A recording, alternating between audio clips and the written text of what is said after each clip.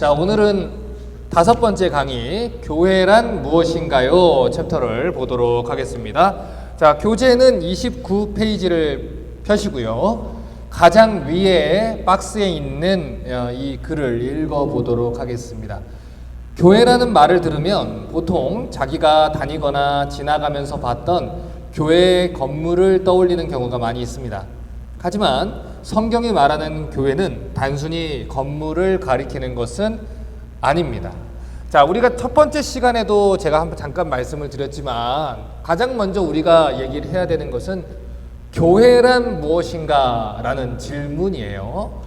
자, 이 개념을 정리하면서 공부를 하는 것이 우리의 신앙생활에 굉장히 중요한데, 사전적인 의미로 보면 교회라는 이름의 뜻은 가르칠 교자에 모일 회자를 씁니다. 그래서 가르치는 모임이다 라는 뜻이에요. 그런데 사실 이 단어는요, 교회라는 이름의 뜻을 잘 담아내지를 못한 그런 이름이에요. 물론 우리는 이 디모데전서의 말씀을 통해서 진리의 기둥의 터다, 이 말씀을 가지고 하나님 말씀을 가르치는 모임이다, 이렇게 설명은 했지만 이 단어 자체에서는 우리가 의미를 한 번에 파악하기는 어렵다는 것이죠. 오히려 이 영어 단어, 이 church라는 단어가 훨씬 더 이 주님께 속한 것이라는 뜻을 가지고 있기 때문에 훨씬 더 교회의 의미에 가깝다고 볼 수가 있어요. 우리가 신약 성경을 보면 교회라는 단어가 가장 처음 나오는 곳이 마태복음 16장입니다. 그런데 이 마태복음 16장에 이 헬라어로 기록된 이 교회라는 단어는 에클레시아라는 단어예요. 그런데 이 에클레시아, 여기 달라스의 빵집이죠? 네, 그 단어예요.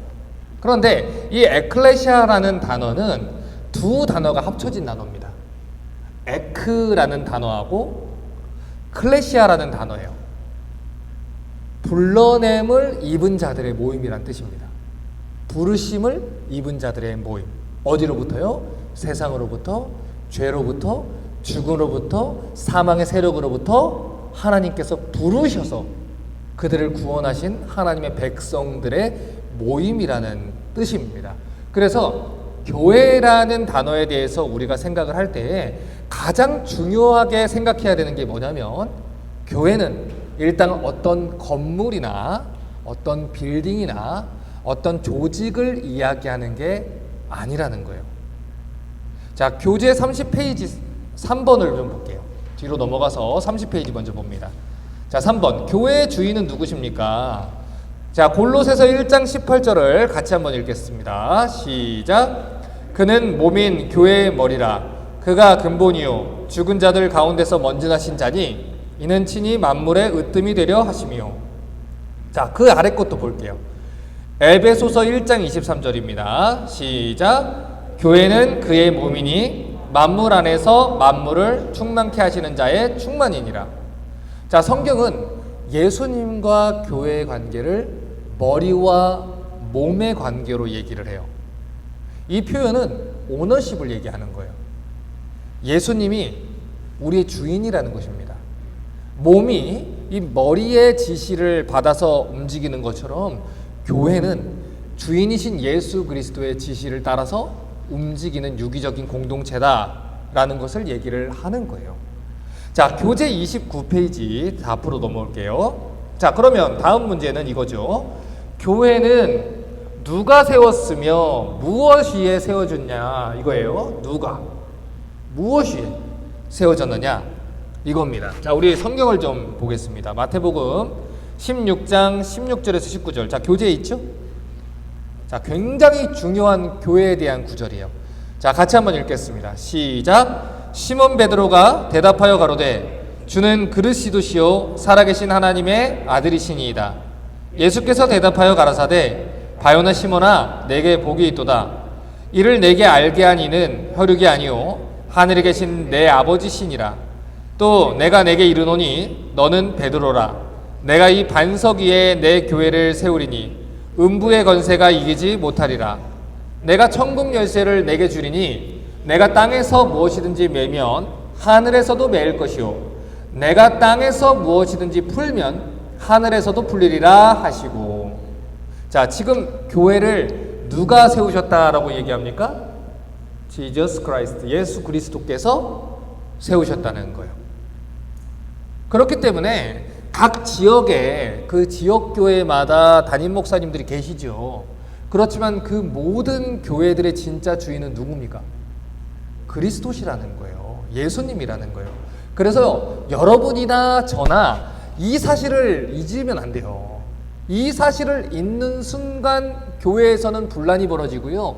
교회에서는 싸움이 벌어지고요. 교회에서는 당파가 벌어지게 되는 거예요. 교회의 주인은 담임 목사가 아닙니다. 교회의 주인은 개청 멤버들이 아닙니다. 교회의 주인은 장로님들도 아니고요. 교회의 주인은 운영위원들도 아니에요. 교회의 주인은 헌금을 많이 한 사람도 아니고요. 심지어 그 예배당을 누군가가 헌물을 해서 그 건물에서 예배를 드린다고 해도 그 건물의 주인은 그 사람일지 몰라도 교회의 주인은 예수 그리스도라는 것입니다. 그러니 교회의 머리가 예수 그리스도라는 것을 올바르게 이해한다면 본인이 어떤 기득권을 가지고 있든 어떤 포지션에 있든 이 교회는 예수님의 것이다 라는 겸손한 마음으로 주님의 교회를 대할 수 있겠죠.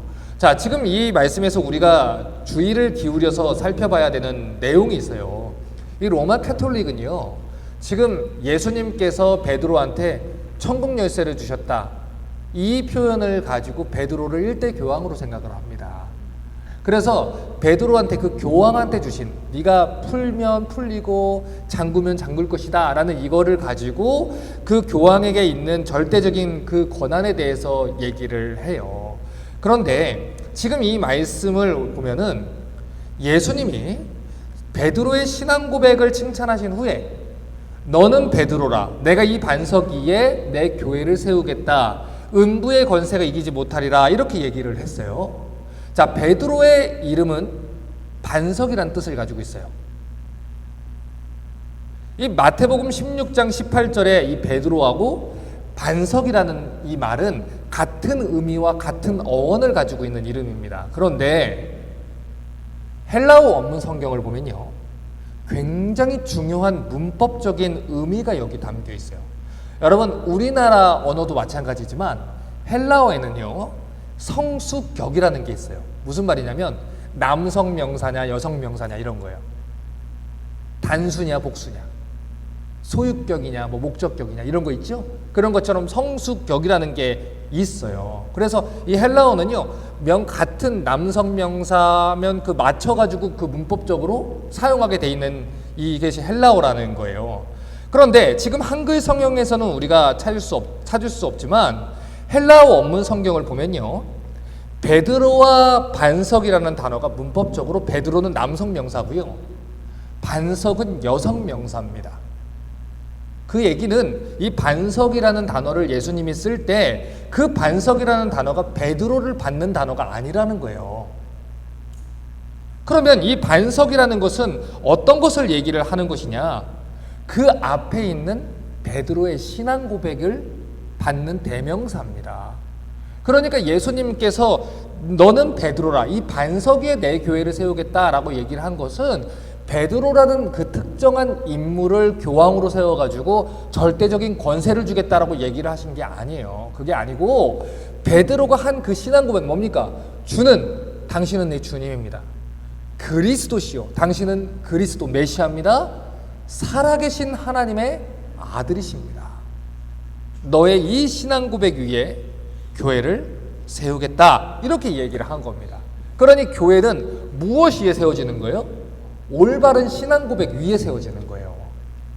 성경적인 신앙 고백 위에서 세워지는 거예요. 예수님을 어떤 분으로 고백하느냐, 그 신앙 고백 위에 세워지는 거예요. 예를 들어서 예수님을 가리켜서 램프의 진이 정도로 알아요. 나는 예수님이 너무 좋아요. 그런데 유명한 마호메트 같은 그런 선견자 중에 한 사람으로 알아요. 그것은 성경적인 신앙 고백이 아니에요. 그래서 그 단체가 교회라는 이름을 쓴다고 할지라도 그것은 교회가 아니라는 거예요. 성경적인 교회는 무엇 위에서 세워집니까? 올바른 신앙 고백 위에서 세워지는 거예요. 교회를 다닌다고 해서 그 사람들이 다 교인이 아니에요. 어떤 사람만 교인이고 어떤 사람만 성도고 어떤 사람만 교회입니까? 올바른 신앙 고백을 하는 사람만 성도라는 거예요. 교회라는 거예요. 자, 그리고 지금 예수님이 또 한 가지 볼 것은 내 교회를 세우겠다 그랬어요. 교회는 누구 거라는 거예요? 주님의 거라는 거예요. 교회는 담임 목사께 아니에요. 그래서 비록 자기가 개척했다고 해도, 자기가 많이 성장시키고 부흥했다고 해도 교회는 담임 목사님께 아니에요. 그래서 아들한테 유산처럼 세습할 수 없는 겁니다. 장로님들 것도 아니에요. 개척 멤버들 것도 아닙니다. 교회는 항상 예수 그리스도의 것이라는 것을 우리가 알아야 되고, 예수 그리스도를 주님으로 고백하는 자들의 모임이자 공동체를 가리키는 것이다. 예수를 주와 그리스도로 고백하는 성도들의 신앙 고백 위에 교회가 세워진다. 이것을 여러분 알고 넘어가셨으면 좋겠습니다. 자, 우리 고린도후서 3장 16절을 보도록 하겠습니다. 자, 고린도후서 3장 16절 성경을 펴시고요. 고린도후서 3장 16절 보겠습니다. 자, 교재 없습니다. 성경 펴주세요. 고린도후서 3장 16절입니다. 같이 한번, 자, 조금만 시간 더 드릴게요. 고전이라고 되어 있어요. 고후입니다. 죄송합니다. 고린도후서 3장 16절 같이 한번 읽겠습니다. 시작. 너희가 하나님의 성전인 것과 하나님의 성령이, 죄송합니다. 고린도전서죠? 죄송해요. 제가 수정을 몇 번을 해가지고 죄송합니다. 여러분 목사 이렇게 흠이 많아요. 자, 고린도전서 3장 16절 죄송합니다. 고전이 맞습니다. 자, 고린도전서 3장 16절 같이 한번 읽겠습니다. 시작. 너희가 하나님의 성전인 것과 하나님의 성령이 너희 안에 거하시는 것을 알지 못하느냐. 자, 지금 성경이 무엇을 가리켜서 하나님의 성전이라고 말합니까? 예수를 믿는 우리를 가리켜서 성전이라고 얘기를 하는 거예요. 예수를 주로 고백하는 성도들이 바로 교회라는 거고요. 그 성도들의 모임이 교회라는 거예요. 그렇기 때문에 저희 교회 처음 개척했을 때 우리 레크레이션 센터에서 예배 드렸잖아요. 그것도 예배 전에 2주일 전에 장소가 생긴 거예요. 그 전까지는 예배 자리를 구하지를 못했어요. 그래서 진짜 공원 가서 예배 드리려고 했어요. 여러분, 공원에서 예배를 드리든 레크레이션 센터에서 예배를 드리든 호텔에서 예배를 드리든 건물을 빌려서 예배를 드리든 길가에 서서 예배를 드리든 예수를 믿는 자들이 모인 그 모임이 교회이고요. 공동체입니다. 그 예배를 하나님이 받으신다는 걸 우리가 알아야 돼요. 건물이 크다고 해서 하나님이 그 예배를 더 받아주시고 건물이 작다고 해서 하나님이 그 예배를 덜 받아주시는 거 없습니다. 건물은 건물일 뿐이에요. 예배를 위해서 필요한 장소일 뿐이지 그 이상의 의미가 돼서는 안 되는 겁니다. 그런데 예전에 우리 이제 그 예전의 세대에서는 교회를 성전으로 바로 이렇게 여겼기 때문에 예전에 어린애들이 이제 강대상 올라가면 막 어른들한테 맞고 내려오고 막 그랬어요. 여러분, 저희 교회에서는 그런 일이 없기를 바랍니다. 여러분, 아이들의 생명이, 그 심령이 훨씬 더 중요한 거예요. 훨씬 더 중요한 거예요. 아이들이니까 뛰죠. 아이들이니까 울죠. 어떤 분이 그랬어요. 100일짜리 그 아이가, 전도사님 아이가 수요예배 때 응가를 했어요. 기저귀에. 그랬더니 전도사님 애가 예배 시간에 응가를 한다고. 100일짜리예요.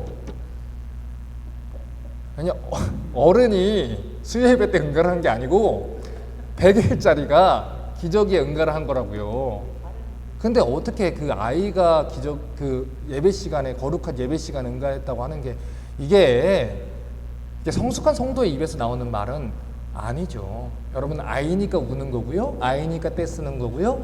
아이니까 뛰어다니는 거예요. 다치지 않게 주의는 우리가 줄 수 있겠지만 이 건물보다 훨씬 더 중요한 거는 아이들의 심령입니다. 아이들의 심령이에요. 건물을 아이들이 뛰다가 예를 들어 기물이 조금 망가질 수도 있어요. 그런데 그 기물이 망가지는 것보다 더 중요한 거는 그 아이들의 마음이 망가지지 않는 것입니다. 여러분, 성전은 예수를 믿는 우리 성도들의 모임이에요. 이 건물이 아니에요. 본질적이지 않은 것을 가지고 서로 상처 주고 정죄하는 일이 없었으면 합니다. 자, 우리 다음으로 우리 교재 30페이지 5번을 좀 보도록 하겠습니다. 자, 30페이지 5번을 보면요. 바울은 고린도 교회에게 편지를 쓰면서 하나님의 교회가 어떤 존재인지에 대해서 설명을 했어요. 자, 고린도에 있었던 이 교회는 어떤 존재들을 가리키는 걸까요? 자, 우리 고린도전서 1장 1절부터 3절을 좀 봅니다. 고린도전서 1장 1절부터 3절 같이 한번 읽겠습니다. 시작.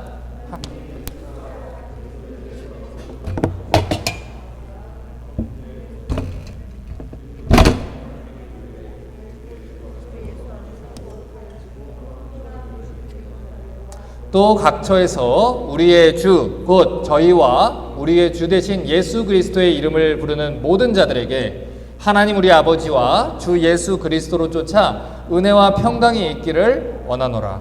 자, 첫 번째로 고린도 교회는 고린도라는 지역에 있는 하나님의 교회라는 거예요. 그러니까 달라스에 있는 리스타 처치는 달라스라는 지역에 있는 하나님의 교회라는 거예요. 이 교회의 주인은 누굽니까? 하나님이시라는 거예요. 두 번째, 교회는 그리스도 예수 안에서 거룩해지고 성도라 부르심을 받는 자들이다 라는 거예요.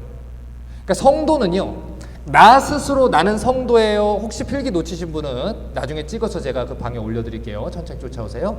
성도는 나 스스로 저는 성도예요 이렇게 부른다고 해서 성도 되는 거 아닙니다. 하나님께서 나를 거룩하다 여겨주시고 성도라 불러주실 때 비로소 성도가 되는 거예요. 그래서 성도의 필수 조건은 거룩함입니다. 세상과 구별되는 거룩함이고요.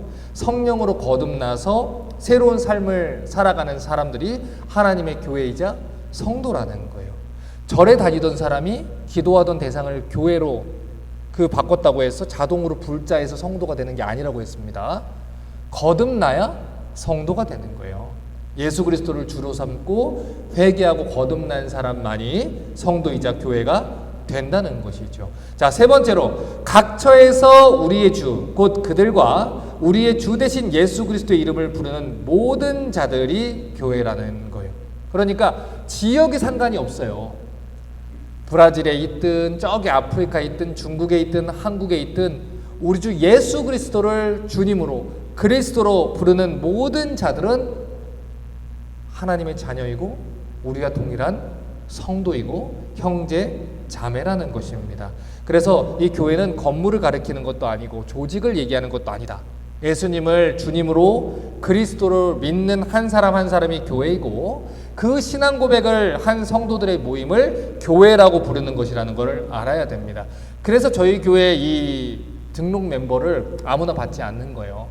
아무나 이렇게 오면 저희 교회 등록하고 가세요. 저희는 안 하잖아요. 그렇죠?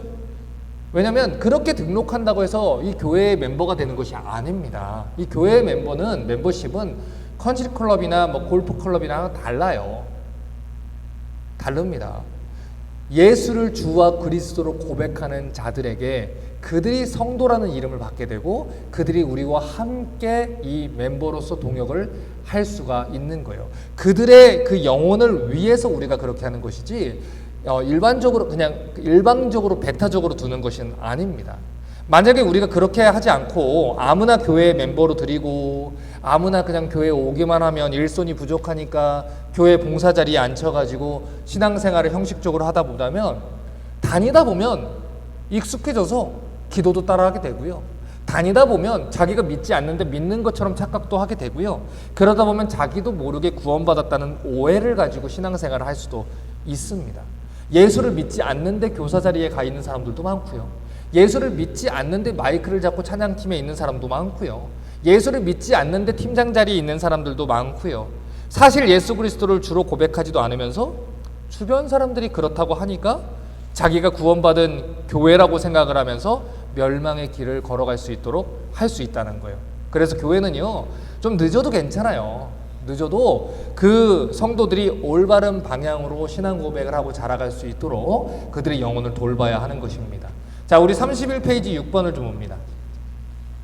자, 31페이지 6번. 성경은 무엇을 가리켜서 교회라고 표현을 하고 있습니까?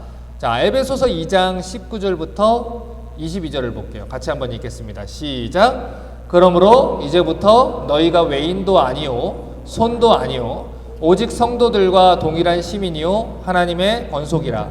너희는 사도들과 선지자들의 터 위에 세우심을 입은 자라. 그리스도 예수께서 친히 모퉁이 돌이 되셨느니라. 그의 안에서 건물마다 서로 연결하여 주 안에서 성전이 되어가고 너희도 성령 안에서 하나님의 거하실 처소가 되기 위하여 예수 안에서 함께 지어져 가느니라. 자, 첫 번째로 교회는 성도들과 동일한 시민이다 이렇게 얘기해요. 이 말은 우리가 비록 이 땅을 밟고 살고 있지만 우리는 거룩한 하나님 나라의 백성이라는 얘기를 하는 겁니다. 우리의 소속은 이 땅 이 나라에 있지 않아요. 영원한 하나님 나라의 백성이다 이 얘기를 하는 거예요. 두 번째, 하나님의 권속이라. 이 권속이라는 말이 조금 어려운데 가족이라는 말입니다. 가족. 구원받은 성도들은 하나님의 가족이라는 거예요. 여러분, 가족은 피를 나눈 혈연 공동체를 말해요. 예수를 믿는 자들은 예수 그리스도의 피로 하나됨을 입은 자들입니다. 예수 그리스도의 피로 한 분 하나님을 아버지로 삼게 된 사람들이에요. 그래서 우리가 교회 안에서 처음 오신 분들은 조금 어색하죠. 형제님, 자매님 하는 거 조금 어색하잖아요. 그런 의미에서 우리가 예수 그리스도 안에서 하나가 됐다라는 걸로 가족이다 이 얘기로 형제님, 자매님 하는 거예요. 여러분, 가족들은요 아무리 싸워도요 같이 보고 살아요. 가족들은요 문제가 있어도요 아빠가 모임하자 그러면 모여요. 밥을 먹어도 같이 먹어요. 안 보고 사는 가정은 정상적인 가정은 아닙니다. 오늘 싸워서 문 닫고 들어가도 내일 보면 인사하고 반갑게 앉아서 먹는 게 가족이에요. 교회 안에서 싸움이 있을 수 있어요. 없으면 좋겠죠. 문제도 있을 수 있고요. 나랑 안 맞는 사람들도 있을 수 있고요. 갈등이 생길 수 있어요. 그런데 한 번 싸웠다고 안 봅니까? 한 번 싸웠으니까 나는 쟤 진짜 보기 싫어가지고 쟤는 1부 나오면 난 무조건 2부야. 쟤는 1층에서 살라 그래. 난 2층에서 살 거야. 가족들이 이렇게 합니까? 누나는 2층 가서 살아. 1층에 내려오기만 해봐. 난 누나랑 안 마주칠 거야. 너랑 나도 안 마주치고 싶거든. 그래서 밧줄 달았거든. 막 그럽니까? 아니잖아요. 그렇게 안 한다는 거예요. 그렇게 가족은 안 한다는 것입니다.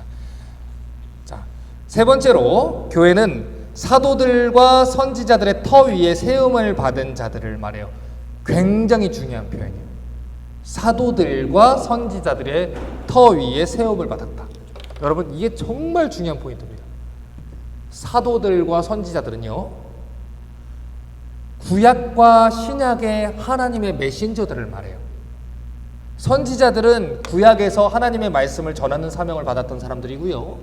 사도들은 신약에서 예수 그리스도의 가르침을 전했던 사람들을 얘기를 합니다. 그러니 이 사도들과 선지자들의 터 위에 세움을 받았다는 것은 성경의 가르침 위에 세움을 받았다라는 얘기를 하는 거예요.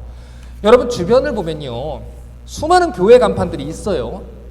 심지어 신천지 같은 이단들도 교회라는 간판을 쓰고, 심지어 저희 교회는 장로교 아닙니까? 그런데 장로교회라는 간판을 그들도 동일하게 달아요. 그래서 성도들이 거기도 장로교회던데요? 이렇게 혼란스러워할 때도 있어요. 그래서 어떤 곳이 진짜 교회인지, 어떤 교회가 성경적으로 올바른 교회인지 성경이 그 기준을 얘기를 해놓은 거예요. 교회는 사도들과 선지자들의 터 위에 세움을 받은 곳이다. 이 말은 교회의 기준이 사도들과 선지자들이 기록한 이 66권 성경 위에 있느냐, 아니면 인간의 철학과 인간의 사상 위에 있느냐, 여기에서 판가름 난다는 겁니다. 저희 리스타 철치가 9주간의 사도신경 교육을 마치게 되면 멤버 서약식을 해요. 그런데 그 서약문 중에 가장 위에 있는 서약 조항이 뭐냐면, 리스타 철치의 최고의 법은 하나님의 말씀인 성경입니다. 성경에 기록된 대로 운영하고 성경에 기록된 대로 서약합니다. 왜 그렇게 우리가 서약을 합니까? 이 교회가 사도들과 선지자들의 터 위에 세움을 받은 교회이기 때문이에요. 여러분, 그래서 우리의 의견이 아무리 많은 사람들이 좋다고 얘기해도 그게 성경이 틀렸다고 하면 우리가 틀린 거예요. 아무리 우리가 싫다고 해도 성경이 맞다고 하면 우리는 해야 하는 거예요. 그것이 사도와 선지자들의 이 터 위에 세움을 받은 것입니다. 자, 우리 북쉐어링 때는 제가 지난주에 질문을 했었어요. 여러분, 건강한 교회의 기준이 무엇입니까? 우리 초대교회로 돌아가자. 초대교회의 정신을 본받자. 우리 신앙생활을 오래 하시는 분들은 그런 말을 들어보신 적이 있을 거예요. 그러면 초대교회의 모습이 도대체 어땠길래 초대교회의 모습을 본받자고 하느냐, 이게 중요한 거 아닙니까? 우리 32페이지를 보세요. 32페이지 보시면 사도행전 2장 42절 있습니다. 같이 한번 읽겠습니다. 시작. 그들이 사도의 가르침을 받아 서로 교제하고 떡을 떼며 오로지 기도하기를 힘쓰니라. 자, 가장 먼저 나타나는 초대교회의 특징 보세요. 사도의 가르침을 받았다. 자, 근데요, 헬라어 성경을 보면요, 지금 가르치는 사람인 사도들은 복수예요. 한글 성경은 사도라고 되어 있는데 사도들이라고 되어 있다고요. 예수님의 제자들, 사도들의 가르침을 받았어요. 그런데 가르침이라는 단어는 단수예요. 싱귤러예요. 사도는 12명이에요. 그러니 플러럴을 쓰는 거죠. 그러면 12명이 가르쳤으니까 가르침이라는 단어를 쓸 때도 플러럴을 쓸 수도 있어요. 그런데 왜 싱귤러, 단수를 쓰냐는 것이죠. 굉장히 중요한 포인트예요, 이게. 아무리 많은 사람이 가르쳤다고 하더라도 가르치는 내용은 하나였다는 거예요. 여러분, 우리 팀장들 3분을 세웠잖아요. 우리 운영위원들도 있잖아요. 우리 찬양 리더도 있고요. 우리 교회 멤버들도 있잖아요. 주일학교 교사도 있잖아요. 사역자들도 있잖아요. 사람이 아무리 많아도 가르치는 내용은 하나여야 되는 거예요. 왜요? 우리는 어디 위에 세움을 받았어요? 선지자들과 사도들의 가르침 위에 세웠기 때문에. 그래서 오늘날 많은 교회가 있어도 그 교회가 성경적인 교회냐, 건강한 교회냐, 이렇게 물을 때 답변할 수 있는 것은 이겁니다. 그 교회가 사도들과 선지자들의 이 전통에 서 있느냐, 하나님 말씀을 가르치고 있느냐, 성경을 가르치고 있느냐, 혹시라도 성경을 부인하고 있진 않느냐, 성경을 빼먹고 가르치고 있지 않느냐, 성경에 무언가를 더하고 가르쳐주지 않느냐, 여러분, 이거를 우리가 살펴봐야 된다는 거예요. 여러분, 우리가요, 사이비라는 게 있어요. 사이비라는 게 있고요, 이단이라는 게 있어요. 그렇죠? 이단. 자, 어떻게 구분하는지 아세요? 이 사이비라는 거는요, 먼저 한자로 닮을 사자를 써요. 그리고 말 이을 이자를 씁니다. 그리고 안일 비자를 써요. 쉽게 말하면 비슷한 것 같은데 말로 이렇게 꾸며가지고 말을 계속 이렇게 해서 아닌 것을 맞는 것처럼 이야기하는 종교, 그게 사입이에요. 이단은요, 비슷해요. 비슷한데 좀 달라요. 이단은 처음과 중간은 되게 비슷한 것 같은데 달을 이의 끝단이에요. 끝이 달라요. 그래서 신천지 같은 데 가서 성경 공부하는 분들이 처음에 들어가면 뭐가 틀린지 몰라요. 그런데 어느 정도 심화 과정을 밟다 보면 그 끝에 결국에는 그 교주가 있는 거예요. 그 끝이 다르다는 거예요. 이게 조금 다른 면이라는 것이죠. 그래서 기존의 교회에 다니는 성도들이 이단에 많이 빠지는 거예요. 교회를 다니던 사람들은요, 사이비 쪽으로 많이 가진 않아요. 이단 쪽으로 많이 가요. 왜요? 비슷한 것 같거든요. 비슷한 것 같은데 끝이 다른 거예요. 처음에 접할 때도 중간에 배울 때도 다른 점을 거의 못 느껴요. 오히려 그쪽 사람들이 더 자기한테 잘해주는 것 같고요. 얼핏 보면 그들이 더 하나님을 사랑하는 것처럼 보이기도 해요. 그런데 문제는 뭐냐면 그 끝이 다른 게 이단이라는 거예요. 주 예수로만 구원을 받는 게 아니고 마지막에 교주가 구원을 얻는 길에 포함되어 있다든지, 교주나 교주의 아내가 성령이라고 한다든지, 하나님께 신탁을 받은 특별한 존재라고 한다든지, 자기를 통해서 어떤 일을 해야만 구원이 완성된다고 한다든지, 끝이 다르다고요. 기본적으로 우리 성경이 가지고 있는 내용을 가지고 있는 것처럼 얘기를 해요. 그 이단에 빠져서 교육받은 사람 중에 초급, 중급까지 배운 사람들은 여러분과 얘기할 때 거의 틀린 게 없을 겁니다. 그런데 그 끝이 달라요. 그래서 여러분이 내가 신천지랑 얘기해 보니까, 여호와의 증인하고 얘기해 보니까 우리랑 거의 비슷하던데요? 라고 얘기하시는 분들은요, 그런 분들하고 대화를 하는 게 맞아요. 혹은 그 사람들이 그만큼만 얘기를 한 거예요. 그렇지 않으면 넘어오지 않을 거니까요. 그래서 이 기본적으로 이해를 해야 됩니다. 우리 성경이 가지고 있는 내용을 가지고 그 사람들이 얘기를 해요. 그래서 헷갈릴 수 있어요. 하지만 끝이 다르다. 이단들의 중요한 특징은 뭐냐? 자기들 교회에만 구원이 있다고 얘기를 해요. 그래서 신천지도 14만 4천에 대해서 그렇게 얘기를 하지 않습니까? 왜냐하면 그 교주나 자기들이 정한 구원의 방법은 어디에만 있어요? 자기들 교회에만 있어요. 물론 이단들을 교회라고 할 수는 없어요. 그들을 목사라고도 할 수 없어요. 근데 자기들이 부르고 그렇게 얘기하고 다니니까 제가 통칭해서 얘기를 하는 것이죠. 그래서 이단이나 사이비를 건강한 교회들과 구별할 수 있는 가장 중요한 표지는 이거예요. 성경이 말하는 대로 말하고 있느냐, 오직 예수 그리스도만으로 구원받는다고 하느냐, 아니면 그 위에 더 있느냐, 이거예요. 성경이 분명하게 얘기하고 있는데 그걸 부인한다?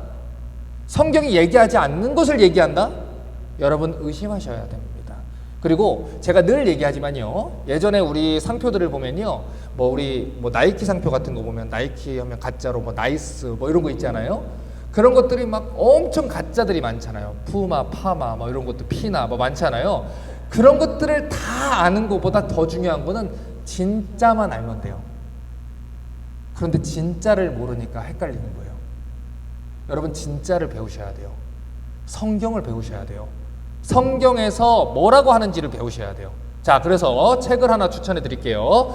자, 한눈에 보는 이단이라고, 여러분 제가 아무리 얘기해도 이단 관련된 책을 여러분이 사서 보실 일도 없고 그거를 살 거라고 생각도 하지 않습니다. 그래서 저희 교회는, 자, 우리 전도사님 이거 30권 해가지고 저희 교회 등록 성도들은 줄 수 있도록 해주십시오.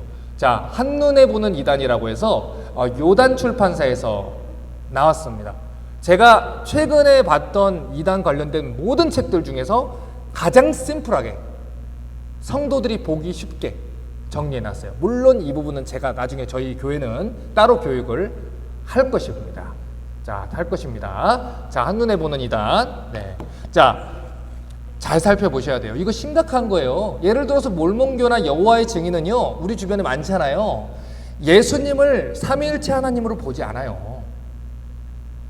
피조물 중에 하나로 봐요. 여러분 그렇게 되면은 우리의 구원에 심각한 문제가 생기는 거예요. 우리 이 사도신경 삼위일체 때 배웠잖아요. 그거는 약간 다른 정도가 아니에요. 심각한 문제가 있는 것입니다. 그런 내용들을 쉽게 정리를 했기 때문에 여러분 이거는 교회 차원에서 배포를 할 수 있도록 할 테니까 여러분 나중에 교육할 때 꼭 배울 수 있었으면 좋겠습니다. 자, 다음으로 넘어가겠습니다. 자, 교재 31페이지 6번 볼게요. 31페이지 6번입니다. 에베소서 2장 22절을 좀 볼게요. 자, 마지막 절. 교재 31페이지 6번 에베소서 2장 22절만 봅니다. 시작. 너희도 성령 안에서 하나님의 거하실 처소가 되기 위하여 예수 안에서 함께 지어져 가느니라. 자, 이 교회의 가장 중요한 특징을 한 가지 더 얘기를 했어요. 예수 안에서 함께 지어져 간다는 거예요. 자, 보세요. 어떤 건물이 있어요. 목사님, 저기 어떤 건물 올라가던데요? 아, 그래요? 무슨 건물인데요? 무슨 건물이, 커피숍 건물이 있는데요, 지금 짓고 있더라고요. 자, 이 말은 지 건물이 완공됐다는 거예요? 아니면 지금 짓고 있다는 거예요? 짓고 있다는 거예요? 여러분, 건물이요, 다 올라가고 나면 되게 멋있어요. 그런데 처음 그 건물이 지어질 때는 철근이나 나무나 그 지방공사나 시멘트나 이런 것들로 되게 흉물스러운 거예요. 삐쭉삐쭉한 것도 있고요. 다치기 쉬운 것도 있어요. 그런데 시간이 지나면 그 전문가들이 그 건물을 아름답고 튼튼하고 멋있게 짓지 않습니까? 자, 그러면 질문 드릴게요. 건물이 크면 클수록 짓는 시간이 길까요? 짧을까요? 길어야죠. 길어야죠. 우리는 뭐 100층짜리 건물이 올라간다고 생각해 보세요.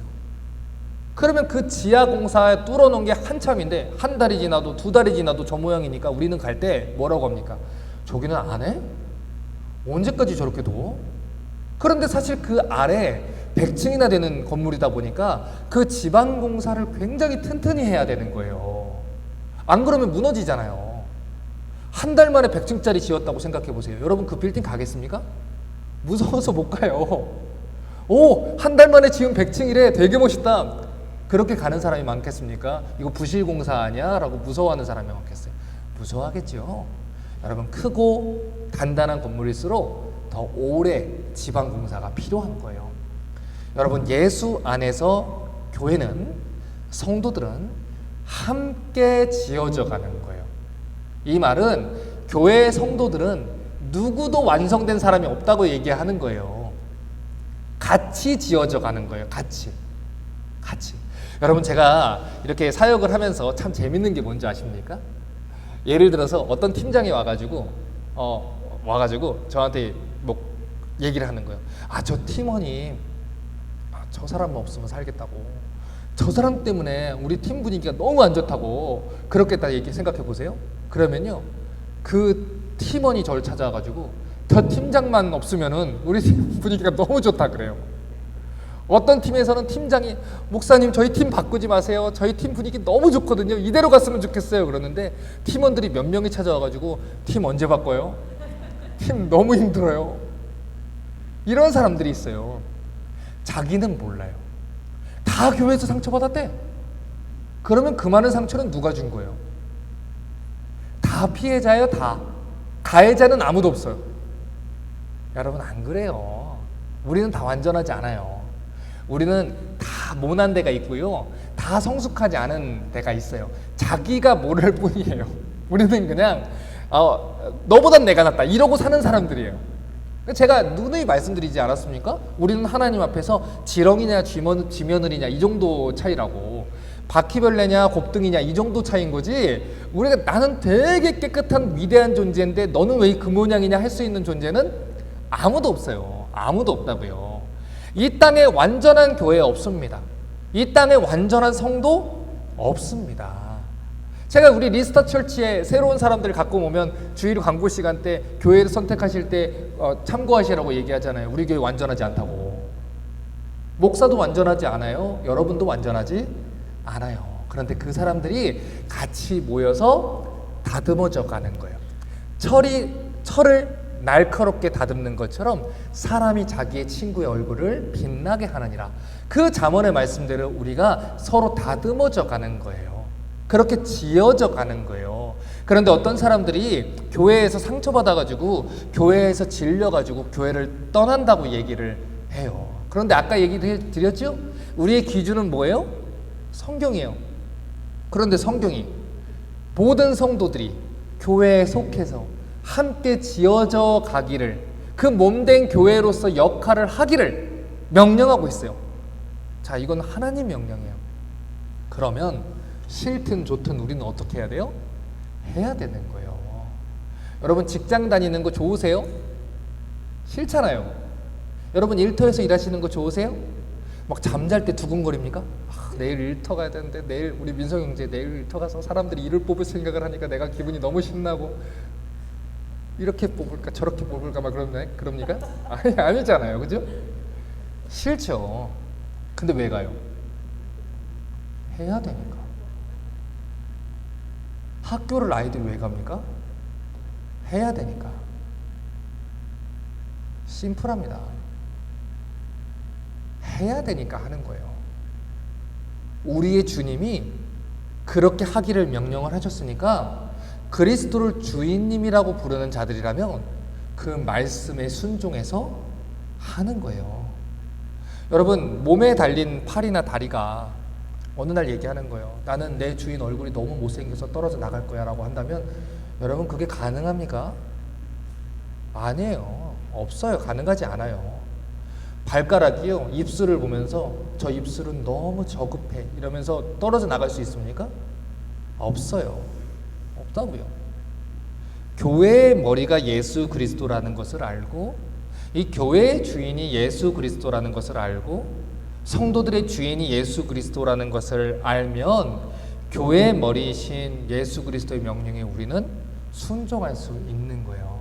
여러분, 우리 건물이 지어질 때 그 건물 오래 기다려야 한다고 말씀하셨죠?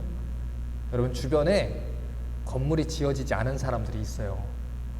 그럼 어떻게 해야 됩니까? 기다려 주셔야 돼요. 기다려 주셔야 돼요. 여러분, 천천히지만요 자라요. 자란다고요. 우리 아이들이 언제까지 갓난이인 건 아니잖아요. 그 아이들이 자라는 것처럼 우리 영적인 우리의 생명도 자라게 돼 있어요. 그러니 혹시라도 여러분 담당하는 영혼들 중에 조금 연약하고 조금 모난 것 같고 조금 삐죽삐죽 거린 것 같고 그렇게 되면 하나님이 나를 참아주신 것처럼 나도 저 사람 참고, 또 나를 또 누군가가 참아주고 있는 것처럼 나도 저 사람을 인내하겠다 라고 인내를 해주셔야 되는 겁니다. 자, 우리 고린도전서 12장 13절부터 27절까지 볼게요. 자, 고린도전서 12장 13절부터, 조금 긴데 중요한 구절이기 때문에 좀 읽겠습니다. 13절부터 27절까지입니다. 같이 읽겠습니다. 시작. 우리가 유대인이나 헬라인이나 종이나 자유자나 다 한 성령으로 세례를 받아 한 몸이 됐고 또 한 성령을 마시게 하셨느니라. 몸은 한 지체뿐 아니요 여럿이니 만일 발이 이르되 나는 손이 아니니 몸에 붙지 아니하였다 할지라도 이로 인하여 몸에 붙지 아니한 것이 아니요, 또 귀가 이르되 나는 눈이 아니니 몸에 붙지 아니하였다 할지라도 이로 인하여 몸에 붙지 아니한 것이 아니니, 만일 온몸이 눈이면 듣는 곳은 어디며 온몸이 듣는 곳이면 냄새 맡는 곳은 어디뇨. 그러나 이제 하나님이 원하시는 대로 지체를 각각 몸에 두셨으니 만일 다 한 지체뿐이면 몸은 어디뇨. 이제 지체는 많으나 몸은 하나라. 눈이 손더러 내가 너를 쓸데없다 하거나 또한 머리가 발더러 내가 너를 쓸데없다 하거나 하지 못하리라.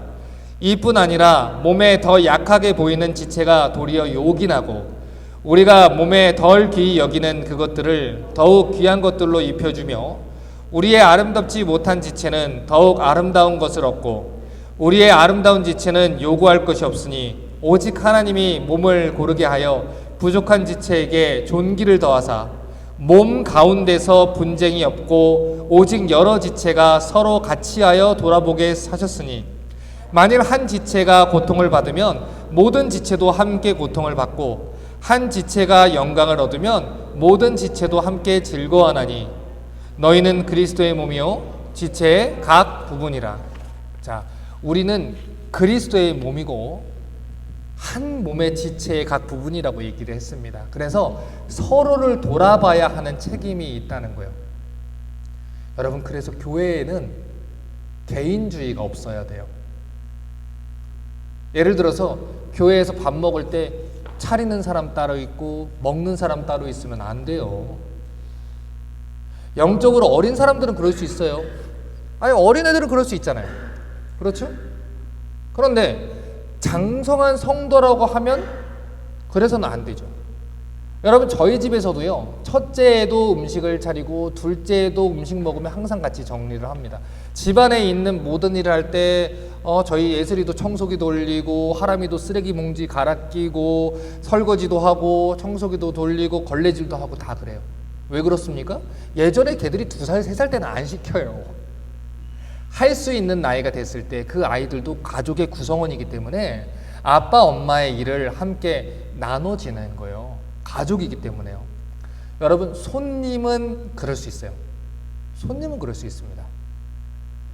아직 교회에 등록하지 않은 사람들, 게스트들, 왔다 갔다 하는 사람들, 그 사람들은 손님이잖아요. 손님이니까 그럴 수 있어요. 그런데 교회 등록 멤버들이 개인주의를 갖고 이기적으로 자기만 생각을 한다. 그건 둘 중 하나입니다. 사실 예수님을 안 믿는 사람이든지 아니면 영적으로 굉장히 아직 어린아이 같은 그런 사람이든지. 물론 서로를 정죄하면 안 돼요. 개개인 스스로 예수 그리스도를 닮아가는 것이 그 성도들의 의무요 책임이라는 것은 하지만 알아야 된다는 것입니다. 여러분, 그래서 제 그 사명 중에 하나가 계속해서 그걸 가르치는 거예요. 여러분도 다 아시겠지만 제가 의자 나를 때 뒷짐지고 있지 않잖아요. 책상 나를 때 뒷짐지고 있지 않잖아요. 여러분 같이 밥 먹을 때 뒷짐지고 있지 않잖아요. 이유는 하나예요. 저도 지체예요. 저도 같은 지체예요. 제가 늘 얘기하죠. 빵이 100개가 있어요. 근데 사람이 101명이에요. 누가 굶어요? 제가 굶을 거예요. 제일 성숙한 사람이 굶는 거예요. 제일 성숙하다고 생각하는 사람들이 굶는 거예요. 제가 이번 주 주일에도 굉장히 많은 감동을 받았어요. 같이 모임을 하고 식사를 하는데 다 먼저 보내는 거예요. 다 먼저 드시라고. 다 서로 먼저 드시라고. 서로 퍼주고 서로 자기가 준비하겠다고 하고 밤 늦게까지 일하고 온 사람들이 다 음식 만들고 다 서로 섬기는 모습. 누가 토요일에 왔는데 누가 왔니 안 왔니도 없어요. 누가 치우니 안 치우니도 없어요. 할 수 있는 사람들이 하고 더 힘 있는 사람들이 하고 또 있는 사람들이 다 서로 할 일들을 하려고 하고 그 모습들을 보면서 굉장히 정말 많은 진짜 감동을 받습니다. 그런 성도들이 앞으로 더 성장해가면 하나님 보시기에 얼마나 아름답겠습니까? 그런데 그 모습이 여기에서도 나와야 되는 거고 여러분 가정에서도 나와야 되는 거예요. 여러분 그거 아시죠? 그 현실남매라는 말 아시죠? 이렇게 주변의 사람들한테는 너무 친절하고 옆에 있는 동생들한테는 너무 나이스하지만 동생한테는 야 저리 가. 이게 현실남매. 다 아이들 다 그 사회생활 하는 거 아시죠? 애들도 그래요. 그런데 우리도 그럴 수 있어요. 교회 와서는 우리 집사님 너무 친절하시고 따뜻하신데 집에만 가면 아내한테 그렇게 못되게 하고 남편한테 그렇게 못되게 하고 제가 말씀드렸잖아요. 저 먹으라고 반찬 싸우지 마시라고 남편 차려주시라고 남편이 좀 먹으려고 그러는데 이거 목사님 거예요 먹지 마 이런 거 하지 마시라고. 아니 그러면 어떻게 그 남편이 예수를 믿어요. 저 주지 마시고요. 남편 주세요. 남편 주십시오. 그래야지 복음 전하죠. 그래야 복음 전하는 거예요. 성숙해지셔야 되는 거예요. 자, 우리 요한복음 13장을 좀 보겠습니다. 요한복음 13장 12절부터 17절 같이 한번 읽겠습니다. 요한복음 13장 12절부터 17절까지 같이 한번 읽겠습니다. 시작. 저희 발을 씻기신 후에 옷을 입히시고 다시 앉아 저희에게 이르시되 내가 너희에게 행한 것을 너희가 아느냐? 너희가 나를 선생이라 또는 주라 하니 너희 말이 옳도다. 내가 그러하다. 내가 주와 또는 선생이 되어 너희 발을 씻겼으니 너희도 서로를 발을 씻기는 것이 옳으니라. 내가 너희에게 행한 것 같이 너희도 행하게 하려 하여 본을 보였노라. 내가 진실로 너희에게 이르노니 종이 상전보다 크지 못하고 보냄을 받은 자가 보낸 자보다 크지 못하니 너희가 이것을 알고 행하면 복이 있으리라. 자, 예수님 당시에 발을 씻기는 일은요, 종들 중에서도 제일 낮은 계급의 종들이 감당하던 일입니다. 그런데 그 일을 누가 하셨어요? 예수님이 하셨어요. 이게 자꾸 연예인들이 세족시 간다고 그 방송에서 많이 해가지고 저는 그 연예인들 세족시 간다면 꺼버립니다. 그래서 내 안에 이 예수님에 대한 생각을 자꾸 방해하는 것 같아서 보지도 않아요. 이 세족식은요 정말 예수님의 섬김이 어디까지 갔는지를 보여주는 장면이에요. 그 당시 정말 낮은 계급의 종들이 하는 그 일을 예수님이 하신 거예요. 그런데 교회에서 성숙한 사람들은 예수님 같이 해야 되는 거잖아요. 그런데 성숙하지 못한 제자들은 어떻게 합니까? 발만 내미는 거예요. 발만. 여기요. 발가락까지 닦아주세요. 이러고 있는 거예요. 여러분 성숙하지 않아요. 성숙하지 않습니다. 식사를 해도요 끝까지 섬기고 뒷정리까지 하는 게 성숙한 거예요. 청소를 해도요, 서서 떠들기만 하는 사람도 있고요, 더러운 쓰레기통까지 다 손 내밀어 가지고 쓰레기 치우고 하수구에 손 넣고서 수채기 구멍 비우는 분들도 있어요. 누가 성숙한 사람입니까? 섬기는 자가 되십시오. 그런 자가 되도록 성숙해지는 게 교회의 목표예요. 성도들의 목표는요, 잘하는 거예요. 잘하는 거. 생각 한번 해보십시오. 우리 집 애가 있어요. 제가 어렸을 때 키가 되게 작았대요. 마르고. 그래서 저희 어머니가 되게 속상해했어요. 사촌은 되게 큰데, 같은 나이 사촌은 큰데 저는 안 크는 거예요. 그래서 한약도 먹이고 밥 뭐 다른 것도 먹이고 좋은 것도 먹이고 그러다가 제가 어쨌든 그렇게 키가 커서 이제 만족하셨다고 하는데, 자 생각해 보세요. 우리 애가 매일 아파. 크지도 않아. 빼빼 말랐어. 그럼 부모는요, 속상해요. 속상하다고요. 부모는요, 그 자식이 크기를 위해서 어떻게든 애를 쓰는 거예요. 그 아이가 뭐 육적으로 키가 크는 걸 떠나서 지적으로 자라는 것, 또 영적으로 자라는 것, 또 정신적으로 아이가 성장해 가는 것, 그 모든 것들이 부모의 기쁨입니다. 하나님 마음도 똑같아요. 성도들이 거듭났잖아요. 그러면 자라야죠. 성장을 해야죠. 여러분, 제가 생명을 가진 것들의 특징에 대해서 얘기했잖아요. 생명을 가진 것들은요, 바람이 불면 꽃씨가 바람에 날리듯이 바람에 불려가서 거기서 싹을 띄워요. 비가 오면 비 때문에 또 그게 자라요. 눈이 오면 눈 때문에 자라요.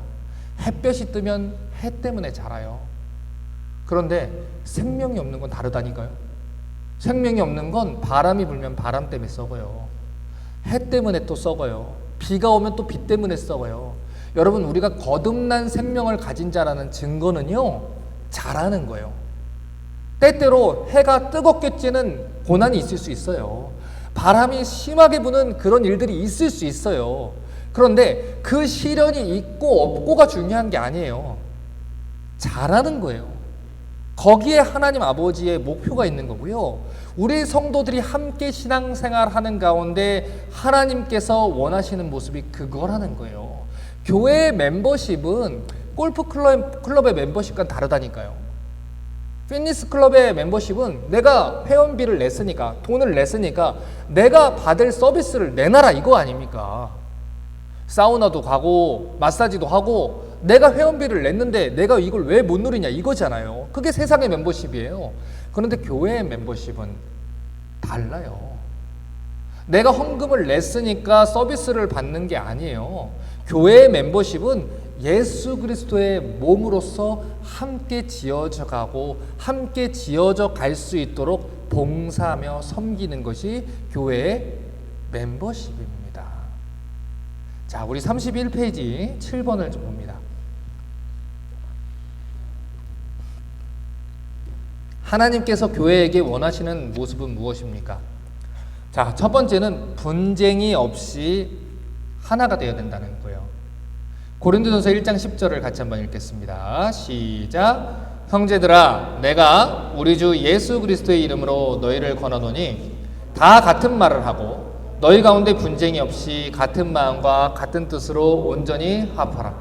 여러분, 형제 자매가 있어요. 그런데 애들이 공부도 너무 잘하고요, 애들이 밖에서도 칭찬을 너무너무 받아요. 애들이 나중에 커서 직장에서 돈도 잘 벌어와요. 근데 둘이 맨날 싸워. 얼굴도 안 볼라 그래. 아까 말했듯이 누나는 2층 가서 살아, 난 1층 가서 살 거야. 그러고 싸워. 그럼 부모님이 기쁘겠어요? 안 기뻐요. 돈을 얼마를 벌어와도 부모님은 안 기뻐요. 내 자식이 화목하게 사는 게 부모님이 바라는 거예요. 하나님 아버지가 교회에 가지고 있는 마음이 그거예요. 분쟁하지 말라는 거예요. 싸우지 말라는 거예요.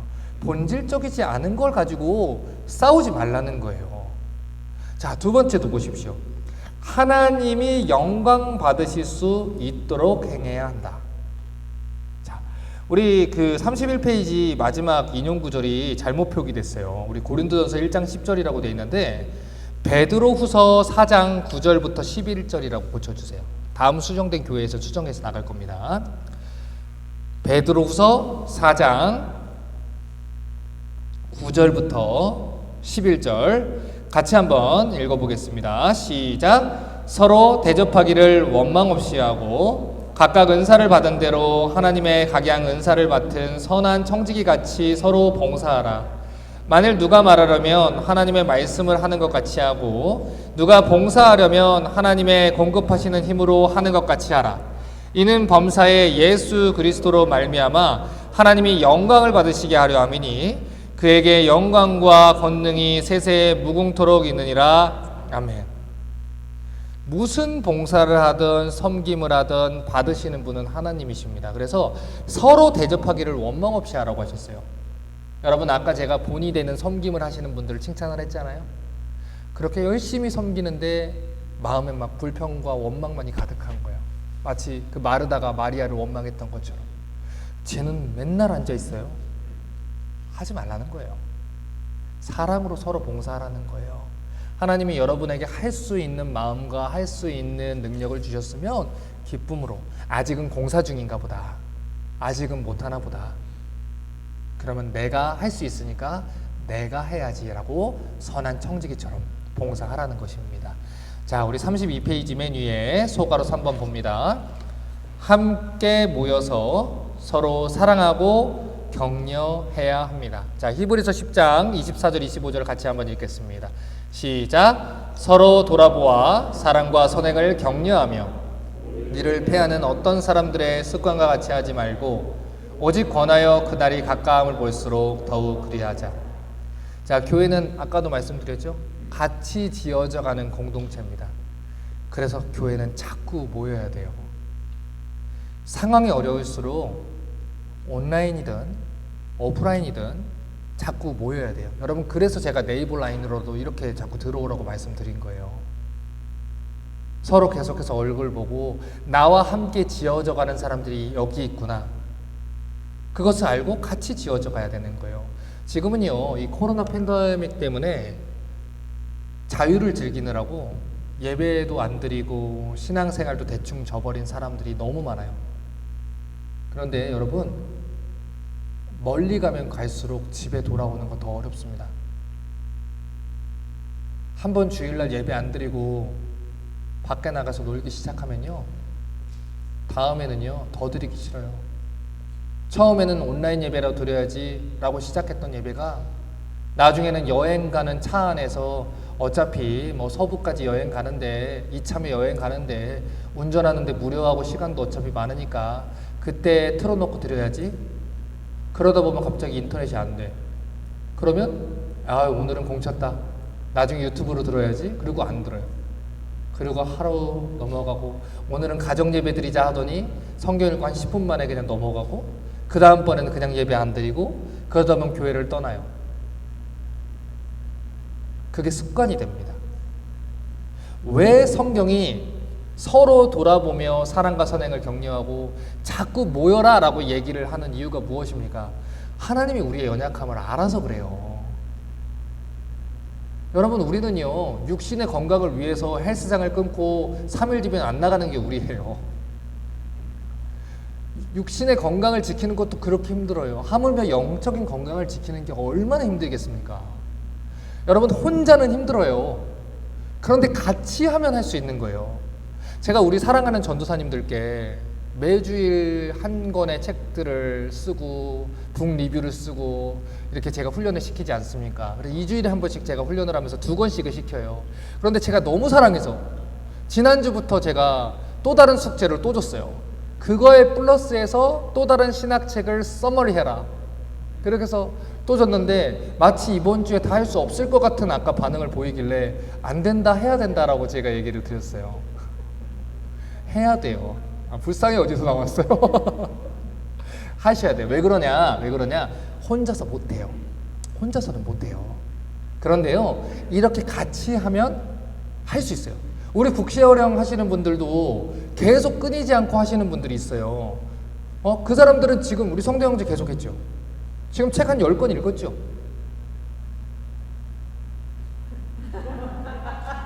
생각하고 싶지 않아. 나만 읽었어? 읽었죠? 한 10권 읽었어요. 혼자서는 그거 읽기 힘들어요. 같이 읽으면 할 수 있어요. 여러분, 그래서 이제 이번 주에 9월 모임 이제 하고 3주 쉬었다가 10월에 또 북시어링 모임 새로 들어가요. 그때 열심 내세요. 혼자는 못해요. 그런데 같이 하면 할 수 있어요. 교회에서 교재도 다 구매해줘요. 픽업만 하면 돼요. 읽으면 돼요. 그리고 제가 다 읽어가면서 진행을 해요.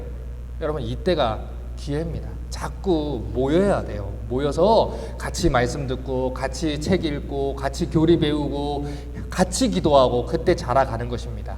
자, 이제 정리하겠습니다. 교재 32페이지 8번. 교회가 해야 하는 일은 무엇입니까? 사도행전 2장 42절을 아까 읽었는데 다시 한번 읽어볼게요. 시작. 저희가 사도의 가르침을 받아 서로 교제하며 떡을 떼며 기도하기를 전혀 힘쓰니라. 오로지 힘썼다는 거예요. 다른 일을 안 했다는 거예요. 여러분, 지금 교회는요, 너무 많은 일을 하느라 이 일을 못해요. 너무 바빠서 말씀을 배울 시간이 없어요. 너무 바빠서 기도할 시간이 없대요. 너무 바빠서 전도할 시간이 없어요. 너무 바빠서 훈련할 시간이 없어요. 여러분, 우리는요, 주일학교 교사가 왜 있어요?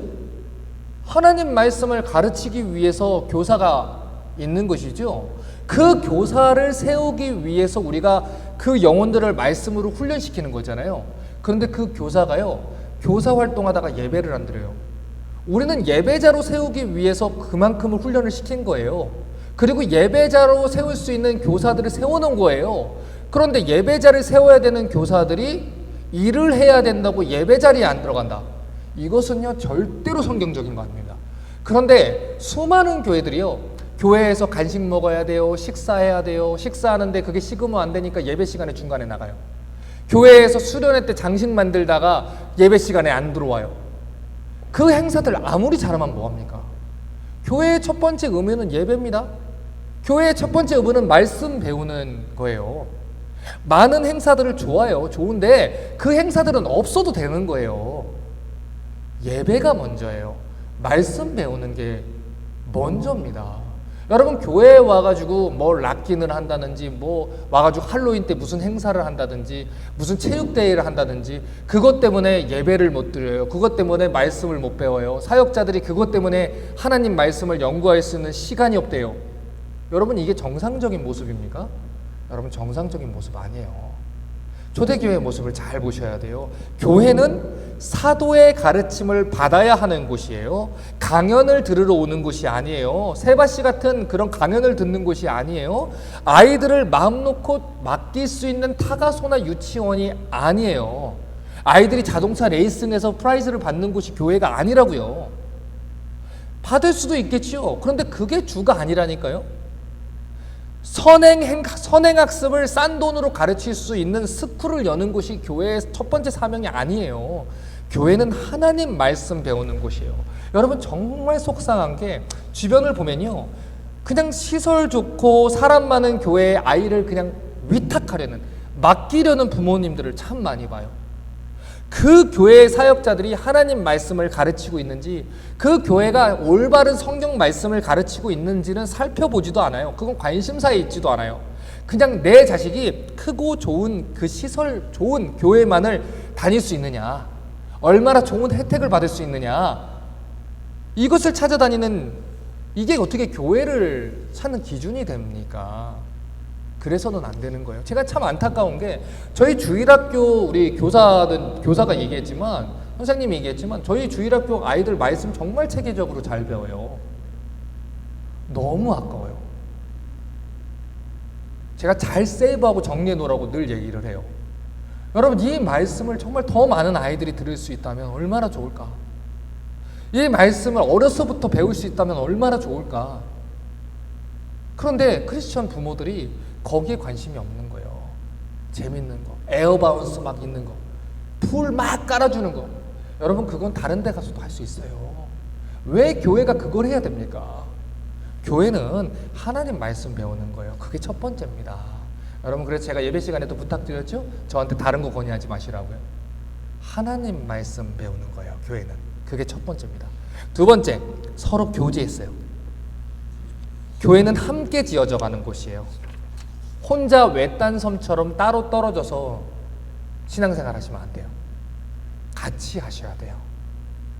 세 번째, 떡을 뗐다고 합니다. 이 말은 서로 교제하고 성찬식을 했다는 말이에요. 지금은 우리가 코로나 시절이라서 이 성찬식을 하기가 쉽지가 않아요. 하지만 우리가 이 코로나 시절이 다 끝나고 또 잠잠해지고 하는 시절이 오면 우리 주기적으로 성찬식을 하면서 주님 오신 것을 기념하고 같이 교제하는 시간들을 계속 가져야 되는 거예요. 네 번째, 같이 기도해야 돼요. 우리 팀 모임할 때도 그렇고요. 우리 크리스찬들 같이 모일 때도 그렇고요. 형식적으로 하지 마시고 서로를 위해서 기도 제목을 자꾸 물으세요. 그리고 기도해 주세요. 기도해 주세요. 자, 마지막으로 33페이지 9번입니다. 성도들에게 하나님이 원하시는 것은 무엇입니까? 자, 에베소서 4장 13절부터 16절까지 같이 한번 읽겠습니다. 시작. 우리가 다 하나님의 아들을 믿는 것과 아는 일에 하나가 되어 온전한 사람을 이루어 그리스도의 장성한 분량이 충만한 데까지 이르리니. 잠깐 여기까지요. 자, 하나님의 아들을 믿는 것으로 끝나는 게 아니에요. 올바르게 알아야 되는 거예요. 올바르게 알아야 믿을 수 있어요. 올바르게 믿어야 되는 거예요. 그것을 위해서 하나님의 아들에 대한 이 말씀을 제대로 배워야 돼요. 그래야 잘하는 거예요. 밥을 먹어야 성장하는 것처럼 말씀을 먹어야 성장합니다. 계속 읽겠습니다. 이는 우리가 이제부터 어린아이가 되지 아니하여 사람의 괴술과 간사한 유혹에 빠져 모든 교훈의 풍조에 밀려 요동치 않게 하려 함이라. 오직 사랑 안에서 참된 것을 하여 범사에 그에게까지 자랄지라. 그는 머리니 곧 그리스도라. 그에게서 온몸이 각마디를 통하여 도움을 입음으로 연락하고 삼합하여 각 지체의 분량대로 역사하여 그 몸을 자라게 하며 사랑 안에서 스스로 세우느니라. 자, 지금 성경 얘기하는 걸 잘 들으셔야 돼요. 하나님 말씀 제대로 안 배우면 사람의 괴설과 간사한 유혹에 빠져요. 모든 교훈의 풍조에 밀려서 요동하고 흔들리게 되는 거예요. 여러분, 제가 사역자로 참 힘든 게 뭐냐면요, 저희 교회 성경 공부 굉장히 많이 오픈하잖아요. 수요일도 목요일도 토요일도 주일도 계속 전하고 가르치고 모집하고 같이 합시다 하는데 안 와요. 안 오고 나중에 그때 하지 말란 거 해요. 그리고는 목사님 왜 이럴까요? 왜 이런 일이 저한테 생겼을까요? 이렇게 물어봐요. 너무 속상해요. 말씀대로 배웠으면 구분할 수 있는 일을, 분별할 수 있었던 일을 안 들으니까, 배우지를 않으니까, 성경을 듣지를 않으니까 뻔한 거짓말에 속아 넘어가는 거예요. 누군가가 이단이 와서 조금 던진 말을, 정말 말도 안 되는 말을 거기서 속아서 넘어가는 거예요. 여러분, 하나님 말씀으로 제대로 배우면요, 이단들도 쉽게 공격 못해요. 하나님 말씀으로 제대로 서 있으면요, 이단들도 감히 공격 못해요. 그런데 딱 봐도 건강하지 않고 약하니까 건드는 거예요. 여러분, 예를 들어 여기 감기 바이러스가 왔어요. 그럼 이 중에 누가 걸리겠습니까? 약한 사람이 걸리는 거예요. 같은 바이러스가 와도요, 건강한 사람은 이겨낼 수 있어요. 근데 약한 사람은 걸려요. 마귀도 똑같아요. 말씀을 모르는 것 같으면 가서 건드는 거예요. 말씀을 제대로 알지 못하는 것 같으면 건드는 거예요. 마귀가 처음에 하와한테 가서 뭐라고 했습니까? 하나님이 정말 그거 먹으면 죽는다고 했니? 그랬더니 하와가 약간 흔들리는 거 보고 훅 들어오잖아요. 똑같은 거예요. 하나님 말씀 제대로 안 배우면 이 간사한 유혹에 빠지고 사람의 계술에 속게 돼 있어요. 여러분을 영적으로 침체시키기는 그 악한 말들에게 여러분 속을 수 있어요. 그러니 여러분, 말씀 배우셔야 돼요. 교회를 20년 다니고 30년 다닌다고 그런다고 성장하는 거 아니에요. 30년 다녀도 하나님 말씀 올바르게 안 배우면 영적인 어린아이 같은 성도들 굉장히 많습니다.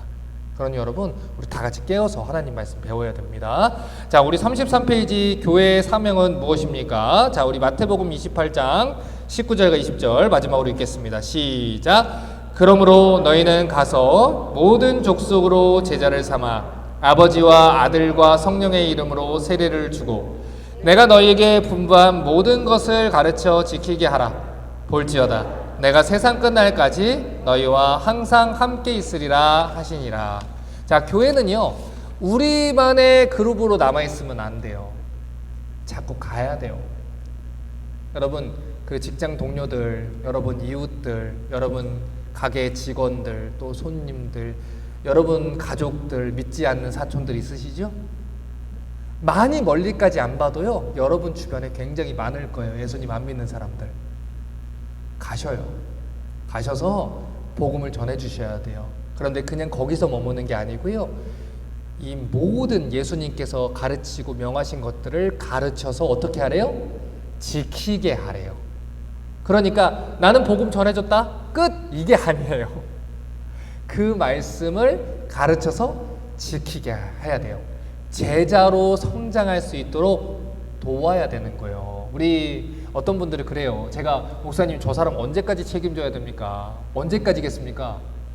지킬 때까지 하는 거예요. 하는 거예요. 예수님이 나를 끝까지 책임지시죠?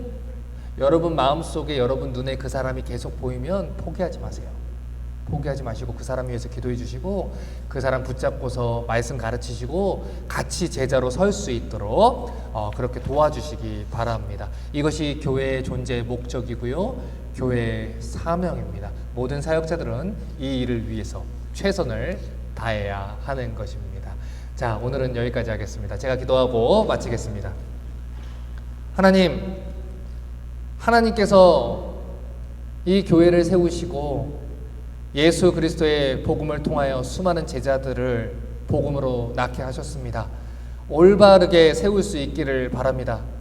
하나님, 마귀는 우리가 무엇에 약한지 너무 잘 알아서 때때로 우리를 유혹하고 거짓말로 속이고 우리를 넘어뜨리려 합니다. 하지만 그럴 때마다 우리가 진리 위에 올바르게 서서 그 모든 악한 계교를 올바르게 다 꿰뚫고 견디고 서서 올바른 성도로 자랄 수 있도록 은혜 베풀어 주시옵소서. 사랑하는 하나님의 교회에 그 어떤 이단들과 거짓 교사들이 틈타지 못하도록 지켜주시고, 하나님 진리의 수호자로서 이 교회를 지키고 달라스 지역에서 올바른 복음 전할 수 있는 교회가 되게 하여 주시옵소서. 그것이 진리가 아니면 목숨 걸고 싸울 수 있는 용기도 우리에게 주시고, 하나님 진리를 지키기 위해서는 모든 것을 걸고 달려들 수 있는 또 용기 또한 허락해 주시옵소서. 주 예수 그리스도의 이름으로 기도합니다. 아멘.